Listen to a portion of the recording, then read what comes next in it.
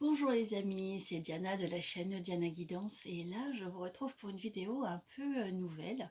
J'avais envie de vous parler de ce grand portail qui est la nuit du 31 octobre au 1er novembre, qui est souvent fêté sous le nom de Halloween, mais qui correspond en fait à Samhain, qui est la fête du nouvel an celtique. Et c'est un moment de l'année où on se reconnecte très puissamment avec l'énergie de la terre-mère. J'avais envie de vous parler de cette spiritualité-là, de cette tradition-là, parce que souvent on est un petit peu coupé des religions dogmatiques, on va dire, et on a une aspiration à la spiritualité qui peut s'éveiller et se nourrir de traditions différentes et de traditions très anciennes. C'est le cas avec cette religion celtique et je vais vous parler un petit peu de cette fête. Alors, Samhain ou Samhain est issu du mot gaélique écossais qui identifie le mois de novembre et il correspond aux fêtes chrétiennes de la Toussaint. Cette fête indique la fin de l'été et le début de la saison hivernale. Samhain était le nouvel an celtique. En effet, pour les Celtes, l'année commençait par une partie obscure et froide, pendant laquelle la mer antique reposait sous la neige. De même, le jour commençait pendant la nuit et non à l'aube, et c'est pour cette raison que les fêtes celtiques débutaient au coucher du soleil du jour précédent.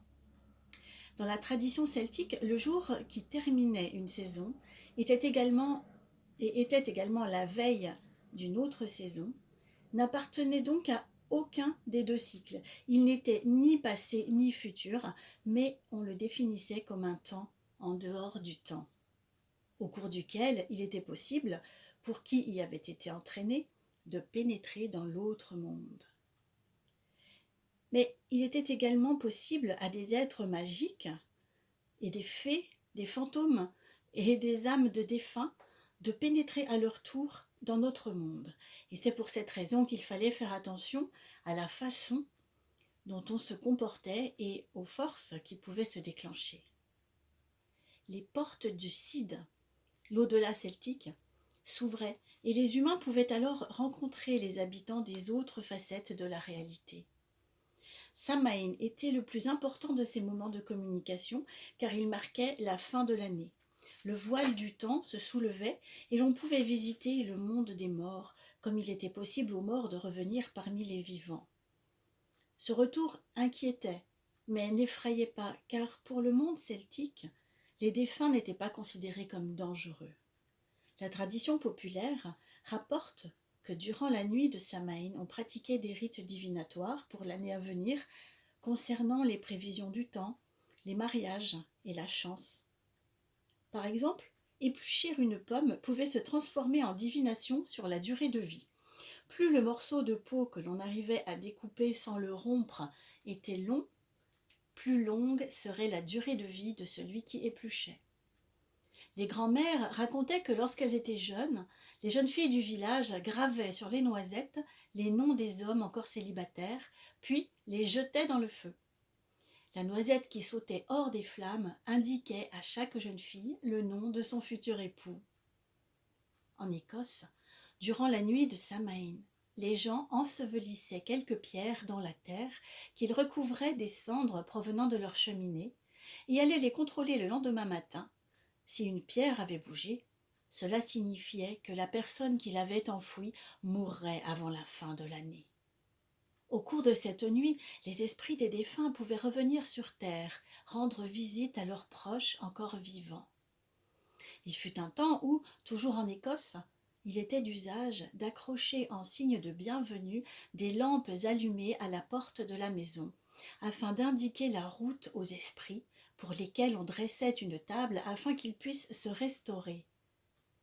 En Irlande, conformément à la coutume, les familles préparaient le Cold Cannon, plat traditionnel de cet anniversaire.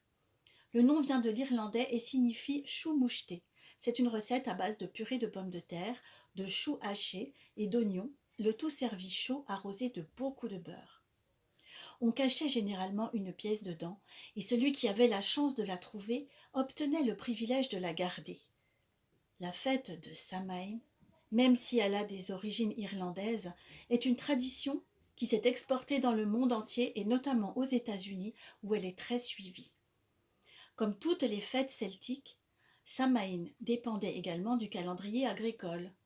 Le bétail, qui avait passé tout l'été au pâturage, devait être reconduit aux étables pour le mois de novembre. On choisissait les meilleures et les plus puissantes bêtes susceptibles de passer l'hiver, et on envoyait les autres à la boucherie, car si l'année avait été médiocre et qu'il y avait eu de nombreuses naissances, le fourrage récolté ne suffirait pas à nourrir tout le bétail. Une partie de la viande était séchée et conservée, et les parties les plus périssables étaient immédiatement cuisinées. Les clans réunissaient leurs membres et organisaient de grands banquets auxquels tous étaient conviés, même les pauvres, qui pouvaient manger à leur faim durant la période des festivités. On devait également avoir terminé les récoltes pour Samhain, notamment celles des noix et des pommes. Alors, je vous fais un petit aparté sur la pomme. La pomme, fruit sacré de la déesse. La pomme, fruit sacré, dans de nombreuses civilisations, était considérée comme le symbole de la connaissance. Et elle est importante pour différentes raisons. Tout d'abord, le bois de pommier est un des 9 bois sacrés des druides, et on l'utilise pour allumer le feu lors des cérémonies. De plus, le fruit est sacré pour la déesse, car il renferme un symbole essentiel, et l'on trouve un pentacle quand on coupe le fruit en deux. Les sorcières ont toujours utilisé les pommes et le bois de pommier pour concocter les enchantements d'amour. Dans toute l'Europe du Nord, on fabrique traditionnellement des boissons fermentées à base de pommes, le cidre, appelé aussi vin de pomme, et le wassail, du cidre bouilli avec différentes épices et servi chaud. Je referme cette parenthèse sur la pomme et je termine le paragraphe sur l'histoire de cette fête. La fête de Samhain fut christianisée en fête de la Toussaint et sa date initiale du 13 mai fut déplacée par le pape Grégoire IV en 834. Mais la fête ne fut étendue au monde chrétien qu'en 1475, donc au XVe siècle. Une des principales curiosités de Samhain était la mise à feu du bûcher.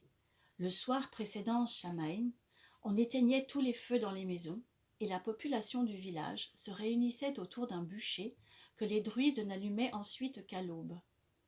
Chacun utilisait alors le feu du bûcher sacré pour incendier une torche avec laquelle, une fois rentré chez lui, il allumait son propre foyer.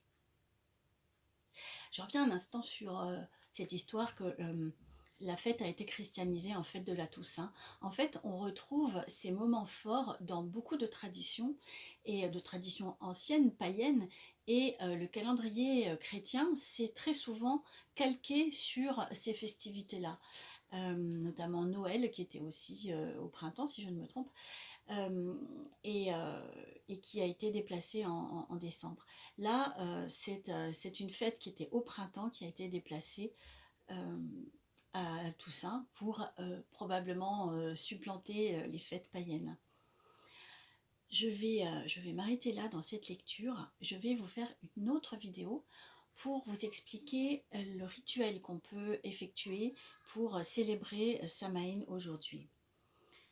Je vous embrasse et je vous dis à tout bientôt.